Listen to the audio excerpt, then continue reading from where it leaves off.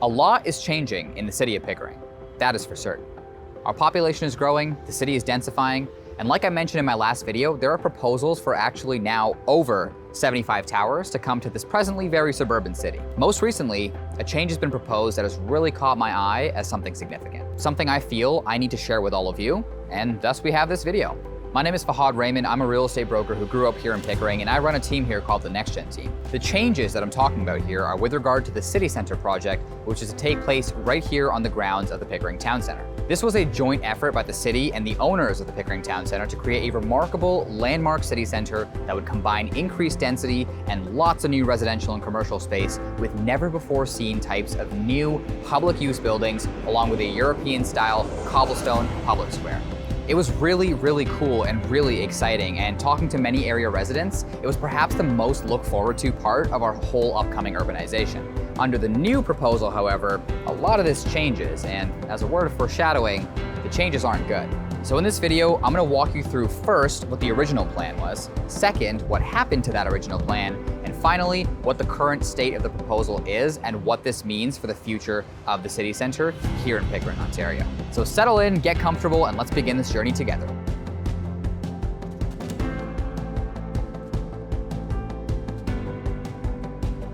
Let's start with the original proposal for the city center. For a moment here, I want you to pretend I never said anything about any changes and take some time to really soak in what this project would do for our city. The plan here was to build 11 towers plus a hotel spread out over 9 blocks of development. These towers were going to be ranging from between 30 and 50 stories and would be accompanied by a 10-story hotel and several podiums between 2 and 9 stories surrounding the towers. Now, obviously, adding these kinds of towers, including a 50-story signature tower, is quite major, especially when you compare it to the relatively barren landscape we have here right now. But the key part of this development was going to be 3 brand new public use buildings as well as a public square. This would include a state-of-the-art glass library, a new performing arts center, as well as a seniors and youth center, all binded together by a European-inspired public square. All this together, the 11 towers plus the public buildings, would make up phase 1 of the city center redevelopment, which would take approximately 10 years to complete, start to finish. The very first part of this to go up would be Block 1, 1A, and Block 2, which comprises of the public use buildings, the public square, and the 50-story rental tower. This part of it here would estimate to take about 3 years to complete construction. In Block 1, you had the Seniors and Youth Center, a brand new community space specifically meant for our seniors and our youth. This would be a 2-story multi-purpose space comprising of a double gym with basketball courts and bleachers. This gym would have an acoustic wood ceiling and a divider to separate each side or to use all together. You would also have change rooms, a multi-purpose space on the main level for both youth and seniors, a demonstration and catering kitchen, coat-check and first aid space, a lounge in the lobby area, another lounge on the second floor, a multi-space art area, teaching space with boardrooms, a youth gaming area and lounge, as well as office space. The lobby and corridors would be polished concrete, and you would have these cool modern design bathrooms with accessibility features too. There would also be 2 public use elevators to serve the parking, ground, and upper levels. This building would also serve as the base of the 50-story tower, as well as the 9-story residential building, which would be built on top. In consultations with the city, they talked about holding events here for both seniors and youth. With seniors tending to do social activities during the day and youth in the evenings and night, it's a great harmonious way to bring these 2 key social segments together and inspire a sense of community all under one roof. The Seniors and Youth Center would be located closer to Glenana Road and the Esplanade. Next up would be Block 1A. This is the beautiful 4-story central library with an incredible modern design and world-class amenities. The library design has a stunning glass facade all around it except for the side that would be abutting the Pickering Town Center. Among the key design features of the new library, there would be a feature staircase right in front of the main entrance and lobby, which invites you up to the 2nd and 3rd floors. This staircase is amphitheater inspired and would have a 3-story atrium above it, giving the space a grand and powerful feel. There would also be universal barrier-free washrooms on all floors and gender-free washrooms on the 2nd and 4th floors. We'll put some renderings up of what each floor would look like, starting with the ground floor. On the ground floor, you enter to a main lobby space, seeing the giant staircase open in front of you. There's a cafe to your right, which would also have an outdoor patio. Super awesome. The ground floor is also where the library offices would be, along with a learning and design center, a maker's space, a children's library, as well as a children's programming space. On the 2nd level, you have a video recording room, a boardroom, a space for seniors, a multi-purpose room, a partnership hub, and a teens area including gaming stations because, let's be real, teens love that. On the second level, there's also a nice outdoor terrace facing south, as well as a bridge to get to the seniors and youth center. On the third floor, this is where you would have your quiet space / study room, as well as more offices, fiction and nonfiction book areas, and a skybox. I don't actually know what that entails, but you got a skybox. On the fourth floor, well, the fourth floor is actually a beautiful rooftop terrace where you could hang out in the summertime, bring a book, bring some work, or bring some friends, whatever you want to do. This would make an awesome addition to the city. There would also be an indoor-outdoor garden, a fire pit, a children's garden, lots of outdoor seating, and a meditation room. This kind of a facility would do wonders for our city and our community. And I love how thoughtfully designed each space is to serve the diverse needs of our people. Finally, the last public building proposed would be in Block 2. That's the Performing Arts Center. This here is another really exciting one. It will be located directly across City Hall and will be a uniquely designed building spanning 2 stories and containing a 600-person theater, certainly a first for Pickering, as well as a visual art gallery and rehearsal studios. Now, the design of the building, particularly the exterior facade, follows a unique musical-inspired pattern which is integrated into the window design. There would also be sliding glass doors that face the public square from the rehearsal studios, meant to engage the public who may be passing by. On the interior, there would be a nice spiral staircase which would have a central bar integrated at the base of it. On the second floor, there would be a backup house area with dressing rooms, a green room, washrooms, and the admin office, as well as potentially a VIP area up there as well. There would be 1 public elevator servicing all floors here. Now again, we currently have nothing like this, and in that sense, we're lacking compared to other cities in the region, which do have event and performance space. This would be huge for the arts, for our culture, and for other gathering events which could be held at this venue. All of these incredible public buildings would be bound together with an amazing public square. This would also connect the area to Pickering Town Center, making it all one big central hub for the city. This public square would be almost 26,000 square feet, containing a unique stone streetscape, lots of public seating, trees, as well as restaurants at grade level in Block 1. I can only imagine the kinds of amazing events and gatherings that could be held here.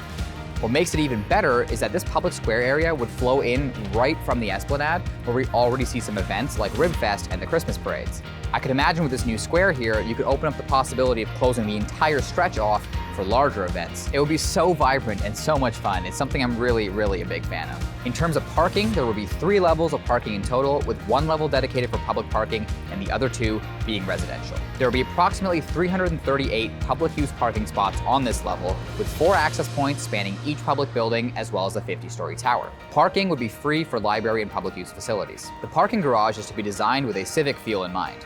This means it'll feel friendly, it'll have bright lights, it'll also have clear signage.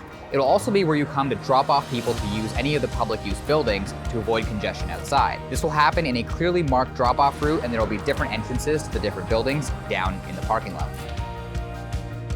These public buildings and all the associated build-out would have an estimated cost of $207 million, which would be financed mostly by development charges and existing reserve funds. But there would be a $94 million gap remaining. To fill this gap, the city is selling its shares in Lexicon Energy, which is expected to well cover this $94 million and even leave some left over for future projects. After this public use section of Phase 1 would be built, next up would be the South Block, which goes down the Esplanade. This would contain 3 residential buildings, 6, 30, and 38 stories in height, containing 932 residential units, as well as retail and commercial space on the ground levels. Now, the interesting thing about these is that they would actually be built on city-owned lands here on the Esplanade in an apparent trade-off with OPP Realty, which owns the Pickering Town Center, since they would be using some of their lands to build city facilities. All in all, this would be a game-changing transformation for the city of Pickering, with incredible public use spaces that everybody could come and enjoy. There are further proposals to develop a Phase 2 on the other side of the mall, but that would only happen after Phase 1 is all built out, so that's over 10 years away. No details are currently known on height or uses, but it's expected that it's going to be all mixed-use buildings containing commercial, residential, and office uses. So that is a full lowdown of everything that was proposed in the City Center Vision Phase 1. It's a lot, and it's totally transformative to our city. Not just in look and feel, but in functionality, in practice, and for our culture. This would become the gathering place for Pickering, and so it's something I found very exciting, and I know a lot of other area residents felt the same way.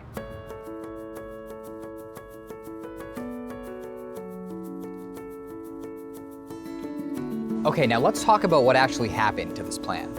This plan was in the works for many years and was actually scheduled to begin construction first in 2020, but then due to COVID, it was postponed and later scheduled to begin construction this year. But then, in March of 2022, Pickering City Council decided to defer all city-owned facilities indefinitely. In other words, they pulled the plug. The reason for this is because of its economic and long-term impacts, mostly relating to financial projections and project costs. Essentially, because the world is so crazy right now, because inflation is completely turning any cost estimates on its head, and because it's just so difficult to forecast the next year, let alone several years, they're deciding to hold off on these facilities until they can get more concrete, up-to-date information on the financial. While I was disappointed to hear of this deferral, the reasoning for this, truthfully, is entirely fair. You see, municipalities run a very tight budget and don't have nearly the same borrowing capacities as the provinces or the federal government because they just can't issue bonds in the same way. So it's really important to get the costs right, especially dealing with a project of this size and scope. Mark Ginto, head of public affairs and corporate communications in the city of Pickering, told the Toronto Star, in light of the project deferral, we must stress that the city continues to support the vision of a landmark city centre project, but has chosen to pause any further work until this matter can be deliberated using the most up-to-date information. So that's what they did. They paused things from their end, hoping to continue at a later date. And that would be all fine and dandy if it weren't for what happened next.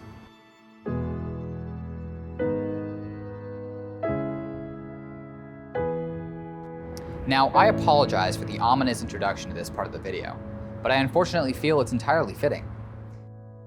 Just last month, in June 2022, in light of the city's decision to defer, OPB Realty, which owns Pickering Town Centre, submitted revised site plans for the city centre, in which they seek to proceed without the city and without any of the city facilities that we discussed in this video. That's right, folks. It's gone. Everything we talked about in this video and highlighted is gone and is no longer part of the proposal. No more new library, no more seniors and youth center, no more performing arts center, and no more public square. Here's a look at what the new site plan looks like. They are no longer going to be building the South Block, which is on city land, and instead are using the space previously occupied by the city facilities to build essentially those extra towers. Rather than being an open public use space for everyone to enjoy, the current version is just towers and a park. What they did in place of all the public space is they added a large park across from City Hall. We already have a park on the other side. This new proposal totally guts the heart and soul of everything the city center vision was all about. It's shocking, it's disturbing, and frankly, it will be a tragedy for our city if this is built out the way it's being proposed right now. No more public spaces, no more wonderful public square across the Esplanade, no more nice library, no rooftop, no event space, no theater venue, nothing for seniors, nothing for youth, just a bunch of towers, residential, office, and commercial. Now there will still be vibrancy, don't get me wrong. There will still be a lot of people, a lot of businesses, a lot of workplaces in this space. But future generations of Pickering residents are being robbed of a future that was so bright, a city center that was so perfect, and of public spaces for which there is truly no alternative to. You can't just put that stuff anywhere else, nor would it make sense to. It's a shame, really, just a shame.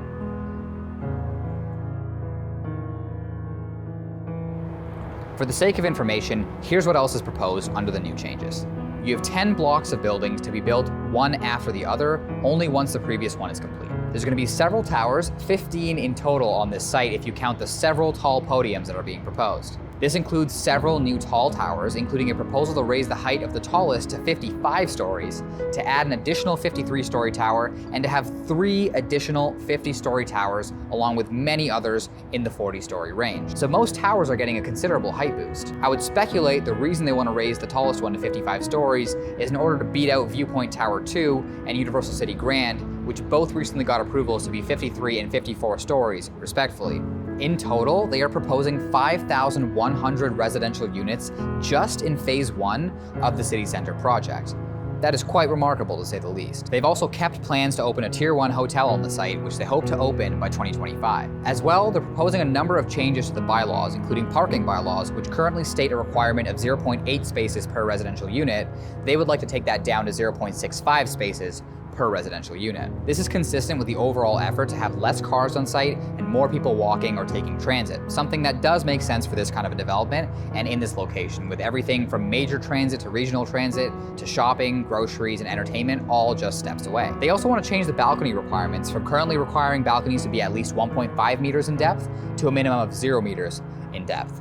This would essentially allow for Toronto-style Juliet balconies, which I guess they want to put in some of the buildings. They also want to reduce the minimum height that a balcony can be located at from currently 10.5 meters above ground to 6 meters. Now, two things ought to be stated here, which I think are important to know. One, OPB Realty is not some big mean corporation. It's actually the real estate arm of the Ontario Pension Board. So at the very least, money earned from this project is going right back into public pensions. That's important. The other glimmer of hope in this whole thing is that they are changing the order in which they build things, now starting with Block 3, moving down to Block 4, and then Block 5, and subsequently 6.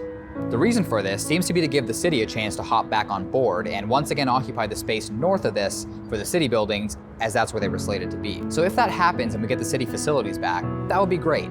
But still, part of what made the previous proposal so exciting was that we were starting with the city facilities. We were starting with the most important part, with the heart and soul.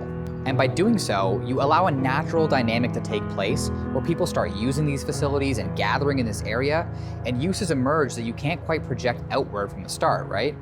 It can evolve naturally that way. The old way, we started with what was most important and then could build the rest around that already established system and already established community. The new way, we're starting with an arbitrary 50-story tower, and then another 50-story tower, and then a 42-story tower, and then a 48-story tower. Yes, there will be retail, and yes, there will be commercial space, but essentially, you're adding density and development without a purpose, without a centerpiece, without a heart and soul. And then what happens? What if these city facilities are never built? What if the area becomes a patchwork that doesn't quite jive with the public use facilities? And most importantly, if this plan goes through as it's proposed today, what if we never get that incredible gathering place right in the heart of our city that we could have had with the old one?